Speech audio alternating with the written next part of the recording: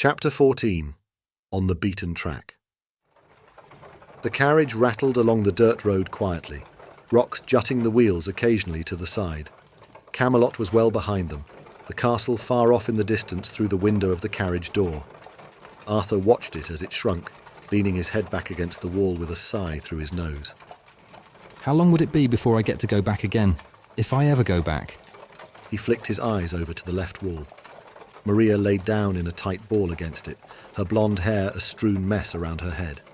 He'd never met someone who could summon animals before. Evergreen eyes flicked to him in curiosity, Maria lifting her head to look at him. You're staring, Arthur. Does it hurt your eyes? Her brow crinkled. What hurts my eyes?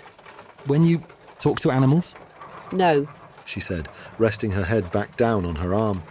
It makes me sleepy, though. So you're a mage? Arthur asked, shifting up to a comfortable position. I suppose so. I'm not sure where I got my powers. My best guess is my mother. I never really knew my mother. She died when I was young. Her face softened in sympathy, her warm gaze settling on him. I lost my mother when I was young, too. I was raised by a nanny instead. In Camelot? She nodded. My father would visit from time to time when I was young, but he went away too. At least, I think he was my father. Everyone is expecting me to be like mine. Arthur said, looking at Galahad at the front of the carriage. Especially them. She sat up onto her knees, rubbing her eye with a balled hand. I don't expect you to be like Benjamin. No one can be like another person. You've got to find your own way, you know. Yeah, I suppose you're right. Don't suppose it, know it. Okay, Enid. Enid. One of the maidens in the castle. She was the only one besides Aunt Rosalind who believed in me in that wretched place. And the knights. So, you're calling me a maiden? She asked slowly, angling her head downwards to look at him beneath lowered brows. He blinked, confusion flooding him. What? No, I was just trying to make a... He stopped then, seeing the mischief in her eyes and the smirk across her face. What a little trickster you are, Miss Maria. I'm not calling you a maiden. I know. She smiled, sitting up and crossing her legs. I'm just messing with you. Arthur hummed a laugh, watching her as she inspected her nails for dirt. The same feeling as before stirred in his chest at the sun, lighting up her golden hair through the window, her eyes glowing lime green as they lit in surprise at the dirt coating her nail. Arthur mentally slapped himself. Stop it, focus. Why join me? Arthur asked, looking towards the far wall. She glanced at him, lowering her hands. Because I believe you can be King of Camelot. And I wanted to be a part of that. I don't think it was a coincidence that you saved me from that tool with the apples that day. Leonard will probably miss us. I won't miss him. I've still got a mark where he kicked me in the ribs. Me neither. That prick can stay in the gutters. Arthur scowled, his mind looking back over that day. She smiled faintly, a slight glow settling across her cheekbones, looking away from him. Arthur took a double look, interest lighting him up.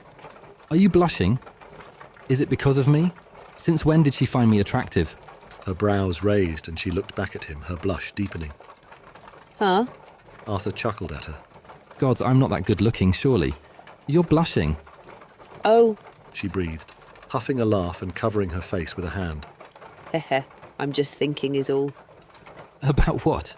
About how I got my ass handed to me. Huh? Arthur's smirk faltered, his brow dropping. You got your ass handed to you? She looked at him quizzically. When Leonard beat me up. First time? So it wasn't that after all. Disappointment deepened his frown, bitterness coating his tongue and settling in his chest. You idiot, Art. She looked away from him, turning her head to look out the window. Yeah, actually. It seems to be his own personal goal to ruin my life. He always picked on me when I was young. Now, all we do is fight. She nodded in acknowledgement, pulling her legs up to her chest and resting her arms on them. Arthur looked at her for a moment, turning to watch where the carriage was heading, a faint view of dense foliage surrounding them. What are we talking about over here? Kyan asked, walking over between the two, Maria ignoring him. Arthur looked over at him flatly. Personal business. Kyan's eyes lit in mischief, a smirk stretching over his lips. The bastard saw everything. Well, pardon me for interrupting your deep background information sharing. You're not forgiven. I guess that's too bad. He said, and sat down beside Maria. blocking off Arthur's view of her. Kyan wrapped an arm around Maria's shoulders, pulling her closer to him. How are we doing over here? Not bored of this poor sod's voice, are we? I'm not sure if you've gotten the hint already, but she doesn't like you. Maria glanced up at Kyan, her eyes annoyed. Please, remove your arm from around me. No, you like it. Kyan gestured, shaking her gently. You don't protest against it when we're alone. Who does this tool think he is? Arthur stood up and held the side of the cart, walking over to him. Kyan, What? she asked you to remove your arm from her. I suggest you do it. Kyan gave him a mockingly sulky look, his lip wavering. I'm sure if she really wanted me to stop, she'd do something about it. Ain't that right, darling? Anger fired up in him a lot faster than he would have thought, his jaw clenching. Listen, jackass, you've got 3 seconds to get off her before I remove you myself. Maria pulled Kyan's arm off of her shoulders, shifting away from them. If you both don't mind, I'd rather be left on my own for however long we've got left on the carriage ride. That means get off her and piss off, Kyan. God, you're such a royal buzzkill. Kyan rolled his eyes at the both of them, standing up. All I was doing was giving her something more comfortable to lean on, you know? Arthur huffed at him, sitting back down on the carriage floor, turning over to lay on his back and closing his eyes. Kyan walked past him back to his spot, looking down at him with a frown. I know you're staring at me, Kyan. You're not subtle whatsoever. Oh, you don't want the attention anymore, now that you can't get it from a woman. I'd rather not worry about anything for the next few hours. Go sit back down and feel rejected. At least I made a move. Kyan smirked, walking away from him. Another set of footsteps echoed beside Arthur, along with a flop of weight. The crunch of an apple split the air, chewing noises loud in his ears. Arthur cracked open an irritated eye, looking at Tristan. Do you ever stop eating? When I'm full. Which is never. Are you calling me fat? Maybe. That's hurtful. Truthful. Tristan scoffed in disbelief at him, flicking his elbow. You don't have any manners today, sour puss. Arthur opened his eyes, looking up at him. It's been a tough couple of days, buddy. It's nothing personal. Tristan narrowed his eyes at him and poked his ribs playfully. Arthur squirmed, trying not to laugh. Cranky butt. That's a bit mean, don't you think? You've said worse. Yeah, like what? Arthur asked, sitting up from the hardened wooden floor. Chip idiot. That one was a good one. You're a chip idiot. No, Kyan is.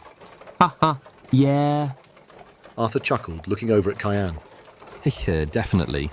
Kyan stared flatly at the pair. I'm not deaf, No, but you're a chip idiot. and you are a dumb tool. Don't say that to Tristan, he's sensitive. Arthur scowled at Kyan. Kyan snorted, looking away. Tristan looked at Arthur, his face flat. Am I? I mean, you can be. Tristan looked down slightly, taking another bite of his apple. Arthur glanced at Maria in the corner, her face hidden in the shadow. Arthur frowned, Kyan's words mixing around in his head. What a jerk. As if he'd know how to get girls anyway.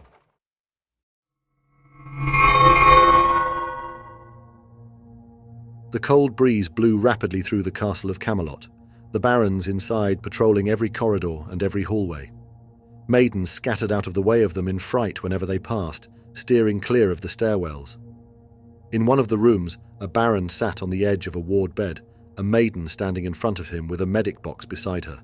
His face was tilted up and his eyes closed in pain as the stitch pulled through his eyelid, hissing at it. The maiden kept calm as she threaded the needle through and tied off the suture, clearing up the cut delicately with a cloth. I suppose your barons weren't the best defence when it came to a rogue knight, a voice from the doorway said. The maiden picked up a patch of gauze and pressed it over his eye gently, pain shooting through his head like an arrow tip. He growled through his teeth. And now Arthur has escaped Camelot. I assure you, sire, we are doing our best to track him down. His father's voice followed. King Ergot stepped into the room, his crown jewels set alight from the lanterns, pale bruises adorning his skin. We need to find where he's heading. The Baron looked at the king, holding back a grunt at the pressure on his eye. How was he so quickly healed? His fight with Samquil had left him with more of his blood over his clothes than Tarona's. It was impossible how fast he was recovering. My men are tracking his movements as we speak. And Voss? We're not certain of his location. No matter. He was never the best of masters. Edward frowned at the pair, holding the gauze in place as the maiden wrapped a bandage around his head. Voss is gone? We're uncertain at this point. Perhaps you know where he could be. Edward shrugged. Last I heard, he was on a mission to capture Arthur from Marlin's training hall. Marlin, and who is he in relevance to Arthur? Jaxai looked at the king with raised brows. Sire, are you seriously unaware of who your knight trainer is? Of course I know him. What I don't know is why he would go against his king's orders to have him returned. He muttered bitterly, turning away from him. Then you knew Xavier Marlin was really Jonathan Gawain? Jaxai asked, his voice expectant. Ergot paused, turning back to him slowly. What did you just say? Edward's eyes widened, looking at his father. Sir Gawain was the knight trainer? In the flesh. Ergot turned back around. No wonder why we were getting so many knights so quickly. Now he's gone with Arthur and will train him. Reports of more knights were told to me this afternoon again. Which ones? Jameson Galahad and Oliver Geraint, heading out of Londinium on the back of an apple cart. Ergot narrowed his eyes with a frown, clenching his jaw. So they aren't dead. I'm afraid not. Edward's heart thundered, looking at the two men with his stomach sinking in realization. If they're alive, then how many more of them are out there? Rohin, send a patrol to search over the outskirts of Londinium, find out where they went off to. Already on it. Patrols were dispatched this morning. Ergot looked over at Edward. And you be prepared for another departure in the next coming days. Jaxai looked at Ergot in protest. The boy is injured. At least let his wounds heal before he's sent. I can handle it. A scratch on the face won't slow me down. Ergot smiled faintly, looking at Jaxai with a grin. You have a strong boy, Rohin. Jaxai frowned at Edward, scorn sharpening his scowl. Perhaps a little too strong. I can still fight with one eye. Edward challenged, standing up and spooking the maiden, who darted back away. This won't make any difference. I've fought with worse. Miss Ruth. Ergot said deeply. The maiden looked at the king, bowing. You are dismissed. She gathered her box and tied it up, walking quickly from the room. Edward's good eye trailed after her, watching her leave. A pity. She was such a lovely little thing. And new to the job. Ruth is only in her mid-20s. Edward's appreciation for the maiden rippled further, a slight smirk on his lips. Ergot looked over at Edward with a frown. The maidens are off limits. Yes, my liege. But what would you know if I did? He smirked at the thought. That's your first and final warning. I'm sure he can handle the rule. Boy's never been with a woman in his life. Edward raised a brow at Jaxai. That's where you're wrong, father. My castle isn't the place to find love. Barons are sworn to chastity when they sign up. Too many loose ends otherwise. A fair rule. And full of bullshit, wouldn't you think? If you'll excuse me, I have duties to go back to. Edward bowed to Ergot. Ergot looked back at Edward, nodding slightly at the boy. He walked out of the room, looking back over his shoulder to make sure they didn't watch him turn down the servant stairwell after the pretty maiden. Ergot turned to Jaxai. And what of Ariendal's condition? Strong and ready to go. The fight against the knights was considered a warm-up amongst them. Ergot walked over to the windowsill, watching barons order the city. Excellent. Now all we need is to find the boy.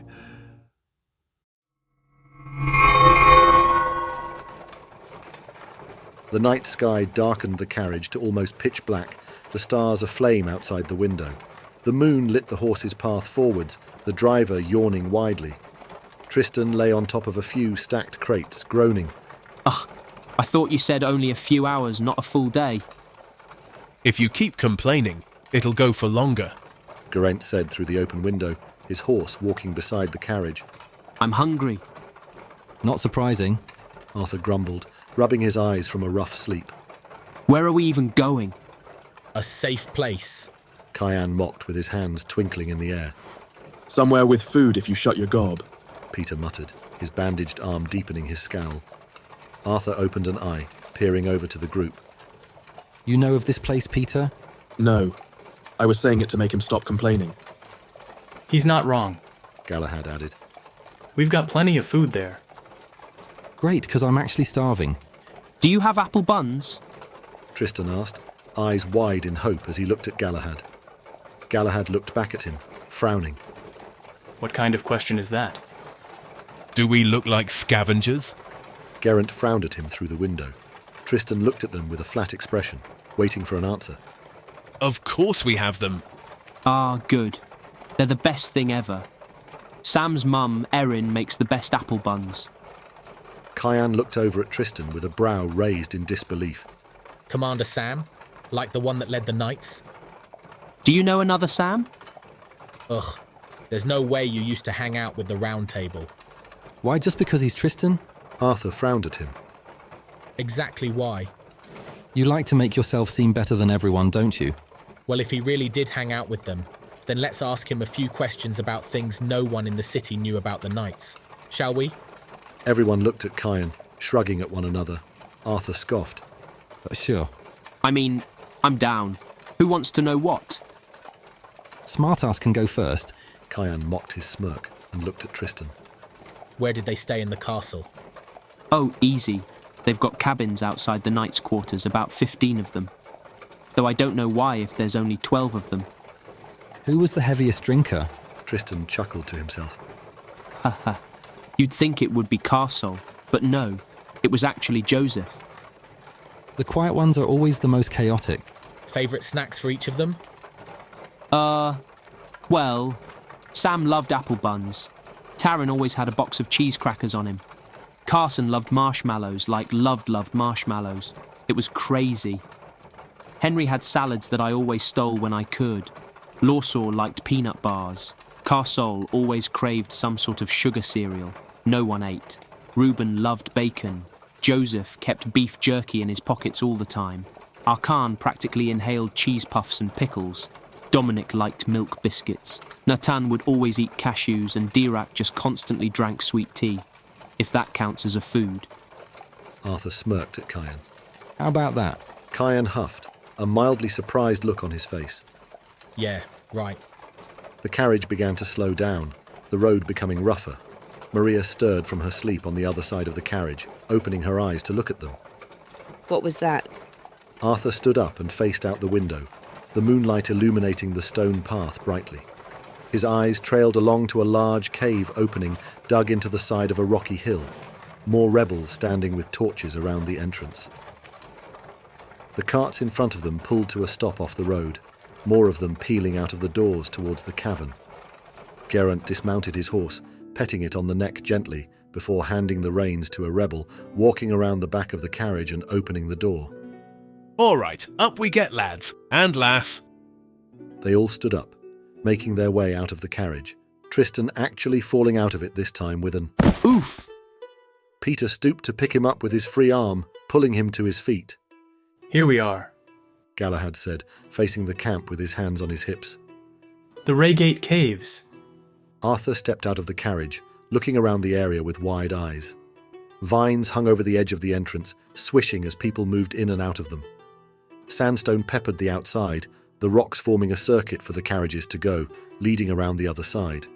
Many of the rocks were explicitly carved as seats, divots burrowed into the stone like dimples. A man walked out of the tunnel, his short grey hair bleached white in the moonlight. His jacket was well maintained, the buttons done up against the cool night. He walked towards the apple carriage, 2 other rebels following after him. Galahad smiled at one of the younger rebels, dismounting from the carriage with a grunt.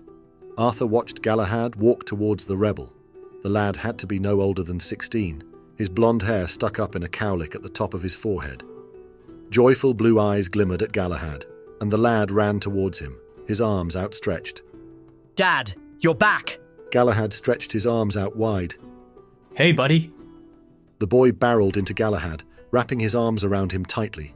Galahad laughed as he tried to keep his balance. Did you do it? Did you get him? Why don't you ask him yourself? Galahad asked, nodding over to Arthur. Arthur looked at the lad, a small smile on his face. He looked at Arthur, his eyes widening. Are you really the Born King? Arthur glanced at Galahad, looking back at the lad with an open mouth. I knew it! The boy grinned, joy lighting his eyes up. I knew we could find you and bring you back. Tristan looked over towards Arthur with his eyebrows raised. A little ball of energy he is. Did you know he had a son? Not at all. Maria walked up to Arthur's side, her eyes droopy as she looked at the lad. He's got more energy than me, that's for sure. You just woke up. I'm sure you both would have the same amount of energy. You try sleeping in a carriage full of loud men. I did. You must be an awful deep sleeper then. Oh, I didn't get any sleep. Exactly my point. Who are these people? The lad asked Galahad, looking at Tristan and Maria. This one is your king. This is Tristan. And what was your name, Darl? Galahad asked Maria. Maria? Maria. And you remember the stories about Uncle G, don't you? Galahad nodded to Gawain. Oh yeah, I do. The boy said, smiling at Gawain. Gawain nodded to the boy, a small smile on his face. Galahad looked over at the three. This here is my son, Baden. Tristan peered at the boy curiously. Why? You don't look like Jameson. You've got a blonde mop. I look more like my mother. I've got Dad's courage, though. Which one of you is Arthur Pendragon? The elder man asked, looking around at the new arrivals. Arthur flicked his eyes over to the man, walking over to him. That's me. Good to hear it. We've been waiting to get you for a long time. What exactly is this place? This is Raygate Caves, son. We've hidden here for the past 18 years after your father died. We've made an awful good residence out of it. Looks comfortable. It's more comforting on the inside. Trust me, he said with a warm smile. For a man who looks no older than 60, he's awfully grandfatherly. And your name? Rodney Lancelot, he said, extending his arm to him. Arthur blinked, a warm grin on his face. Another one of you. He shook his hand, his calloused skin rough on Arthur's palm. There's more where I came from. They're all eager to meet their new recruit and future king. Do you believe it's all true? The born king? The mage was never wrong before. What mage? The mage, boy. There's a whole kingdom of them. Specifics would help. Not a civilian mage, Arthur. He means the real deal. Merlin? Gawain nodded at him. Merlin. Where is he? Gawain's eyes lit in puzzlement, taken aback by the question. Why would you try to find him? Arthur raised a brow at him, frowning slightly. Isn't that a part of the journey, to find him? Maria looked at him, uncertainty on her face. Not unless you want to travel through the Darklands. I know I sure don't. The Darklands was a mysterious land in the deepest part of the forest, with mountains filled with treacherous monsters and wild animals alike. Anyone who entered unprepared wasn't known to come back out alive, and those that did come back came out in pieces, or as knights, the stories say. At least that's what Arthur read in a book anyway, but it never mentioned Merlin. Aren't we in the forest? Not the Darklands. It's a fair way from here. This is a part of the temperate forests south of the Darklands. It's pretty rare to see any ether spawn in the area. Well, that's a good thing then. Lancelot took in their tired faces, his face softening. Come on, I'll take you guys through the caves. It looks like one of you needs help anyway, he said, looking at Peter in the background. Arthur nodded, looking over at Peter. Escaping Camelot wasn't easy. It never is. The place is a rabbit warren. Geraint shrugged, moving towards the cave. Arthur looked over at Maria, seeing her tired expression. Come on, let's get you inside. She looked at him with a faint smile and followed after Geraint, pushing her hair from her face. Arthur smiled back at her, following Geraint into the cave's entrance. The rebels took the carriages into the opening, the rest of the group following behind them in the moonlight.